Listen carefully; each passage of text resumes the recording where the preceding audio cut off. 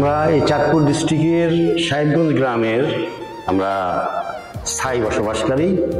আমরা খ্রিস্ট ধর্ম অবলম্বনকারী এবং রোমান ক্যাথলিক। আমাদের এখানে বর্তমানে আমাদের পরিবারের মধ্যে প্রায় 25 হইতে 30 পরিবার আমরা আছি। আমাদের এমপি সাহেব হারুন সাহেব আমাদের আগেও আমাদেরকে উনি ভালোবাসতেন। আমরা ওনার সবসময় ওনারই গুণগান গাই। আমাদেরকে উনি পথ দেখাইছেন, আমরা ওনার সাথে আমরা আছি, ছিলাম, আছি, থাকবো। হারুন রশিদ যে এমপি, ওনার ছোট ভাই যাকে সম্বোধন করে জোসেফ, তার স্ত্রী আমি। তো এখানে আমার শ্বশুর বাড়ি।